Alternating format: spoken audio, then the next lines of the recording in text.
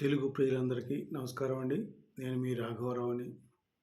జగన్మోహన్ రెడ్డి ప్రజల్ని ఏ రకంగా మోసం చేస్తున్నాడో, ముఖ్యంగా జగన్మోహన్ రెడ్డిని అభిమానించి, జగన్మోహన్ రెడ్డి అంటే ప్రాణం ఇచ్చే తెలుగు ప్రజలారా ఒక్కసారి గమనించండి మీరు.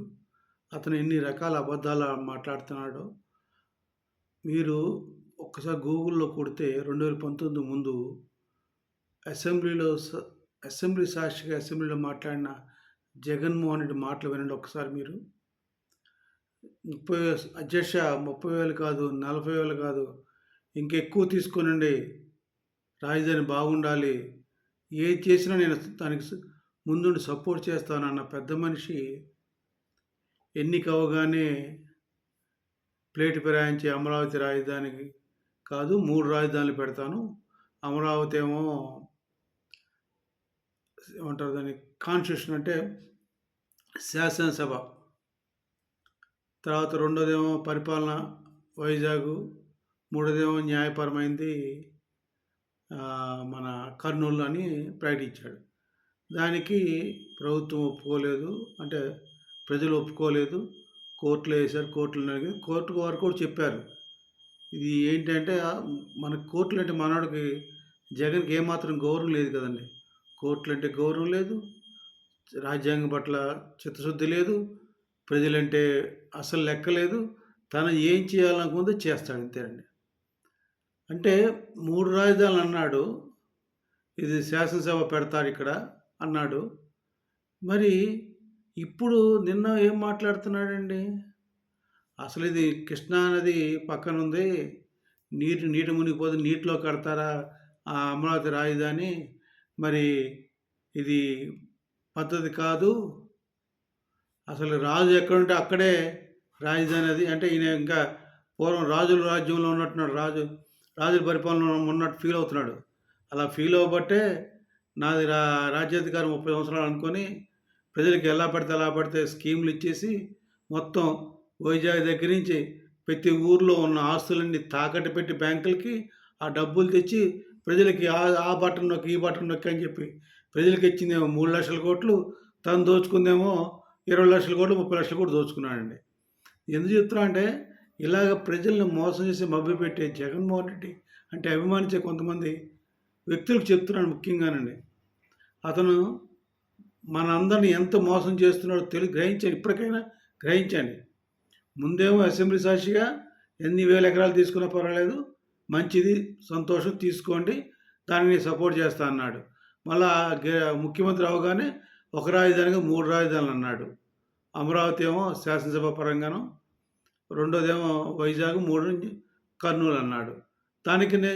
దానికి కూడా హైకోర్టు అబ్జెక్ట్ చేసినరికి ఇంకేదో కవులు చెప్పాడు. అది మొత్తానికి ఆ కోర్టులో కేసులతో నడిపించి మహానుభావుడు 5 సంవత్సరాలు ఎల్లగొట్టాడు. అయిపోయింది. ఆ అమరావతి రైతులు దారుణంగా రోడ్డు మీద పడి గొడవ చేసి నానా గోల చేసి వాళ్ళు కోర్టులకు వెళ్ళి వాళ్ళు గెలిచారు. ఇప్పుడు మళ్ళా కూటమి ప్రభుత్వం వచ్చింది. జగన్మోహన్ రెడ్డికి కొంచెం సిగ్గుండాలి కదా.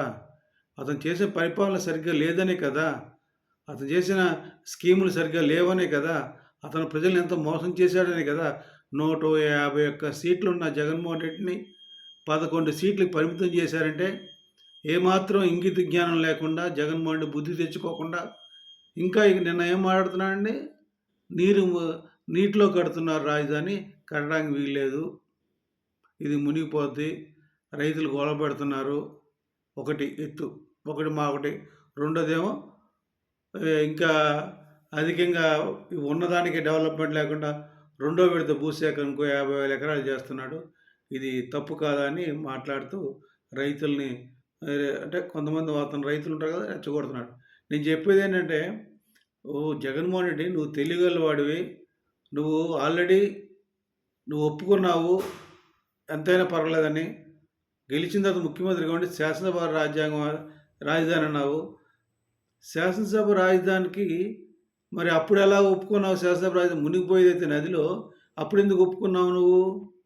అంటే నీ మాట మీద నువ్వే నిలబడవు, రోజుకు ఒక మాట మాట్లాడతావు, నువ్వు చెప్తావు మాట తప్పను మడం తిప్పండి, మాట తప్పేది నువ్వే, మడం తిప్పేది నువ్వే. నీలాంటి నీచమైన వ్యక్తులు ఆంధ్రప్రదేశ్‌లో పుట్టడం మా దురదృష్టం. ఆ రాజశేఖర రెడ్డి గారు మరి ఏ ముహూర్తాన నిన్ను కన్నారో తెలీదు గానీ మాకు, మా నెత్తిన పడేసాడు ఒక దరిద్రాన్ని. ఇన్ని అబద్ధాలా? రోజుకో మాట మాట్లాడతావా? నీకు నీతి లేదా? ధర్మం లేదా? న్యాయం లేదా? ఏం జగన్మోహన్ రెడ్డి? అప్పుడేమో ఆ వాగు వస్తే, ఈ వాగు వస్తుంటావు. ఇప్పుడు కృష్ణానది రివర్స్ బేసిన్‌లో కడుతున్నారంటావు. నదిలో కడుతున్నారంటావు. మరి అప్పుడెట్లా ఒప్పుకున్నావు శాసనసభ రాజధానికి? అప్పుడే నువ్వు కట్ చేయాల్సింది కదా! అప్పుడే విజయవాడ, గుంటూరు మధ్యన పెడతాను అనాల్సింది కదా! అయన్నీ మానేసి, ఒక వ్యక్తి, ప్రభుత్వం ఒక పని చేస్తుంటే దానికి ఎదురెట్టి నీచమైన మాటలు మాట్లాడుతూ దాన్ని అప్పుడేమో రైతుల్ని అవమానపరిచాడు. ఇప్పుడు రైతులకు సపోర్ట్‌గా మాట్లాడుతున్నాడు. ఎలా మాట్లాడతావు? అసలు నీకు అర్హత ఉందా అసలకి? నువ్వు రైతుల్ని ఎంత హీనంగా చూసావు? ఎలా కొట్టిచ్చావు? ఒకసారి గుర్తు తెచ్చుకో జగన్మోహన్ రెడ్డి. ఆ వీడియోలన్నీ ఉంటాయి.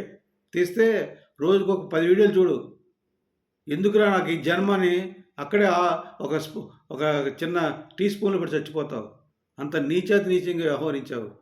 ఇంత పాపాలు చేసుకుంటున్నావు. ఏం ఏం ఏం ఏం సాధిద్దామని? నీ పాపాలని సపోర్ట్ చేస్తున్న ప్రజలు తెలుసుకోవాలి.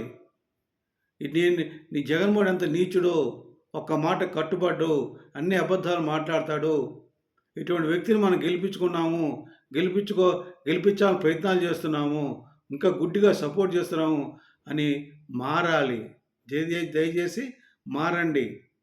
ఇటువంటి ప్రజా వ్యతిరేకులు, ప్రజా కంటకులు, ఏమంటారు, ప్రజల్ని పీడించేవాళ్ళు మనకు కావాల్సిందండి. మన ఆస్తులను తాకట్టు పెట్టి మనకి చేయడం కాదండి. మన ఆస్తులు తాకట్టు పెట్టడం, మన ఆస్తులు పెంచాలి. ప్రజల్ని శుభ్రంగా చూసుకోవాలి. ఇప్పుడు మన తల్లిదండ్రులు ఉన్నారనుకోండి, మన ఆస్తుల్ని తరగబెట్టి మనం చదివించడం కాదు కదా! మన ఆస్తులు చూసుకుంటూ మనం చదివించుకోవాలి. అట్లా చేయాలి గానీ, మొత్తం అంతా తగలబెట్టేసి మొత్తం ఆస్తులు మీరు చదివించారా? నీ చదువుకి అయిందంటే వాడు చూస్తాడు. నమ్మకం ఏంటి తల్లిదండ్రులకి? ప్రజలు ఏమైపోతారు? తర్వాత వచ్చే జనం ఏమైపోతారు?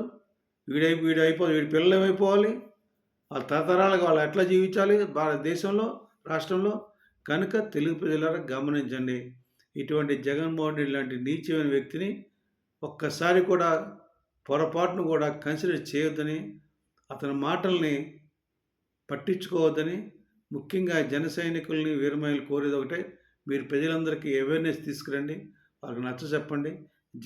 జగన్మోహన్ రెడ్డి వ్యక్తులకి వాళ్ళకి నచ్చచెప్పడానికి ప్రయత్నించండి. జగన్మోహన్ రెడ్డి ఎటువంటి వ్యక్తో ఆ గూగుల్‌లో ఉంటాయి. అన్నీ తీసి చూపించి వినిపించండి. వినిపిస్తే వాళ్ళు ఖచ్చితంగా మారుతారు. మారి తీరుతారని ఈ వీడియో ద్వారా తెలియజేస్తూ, కొంచెం నాకు ఇబ్బంది అయినా సరే, కష్టంగా ఉన్నా సరే ఈ వీడియో చేశాను. ఎందుకంటే నాకు జగన్మోహన్ రెడ్డి ఆ మాటల తర్వాత చాలా బాధ అనిపించింది నాకు. వ్యక్తి అయితే ఒక మాజీ ముఖ్యమంత్రి అయ్యుండి ఇంగ్లీష్ ప్రెస్‌లో కూడా మాట్లాడాడు. అందుకే నేను ఈ వీడియో చేస్తున్నాను.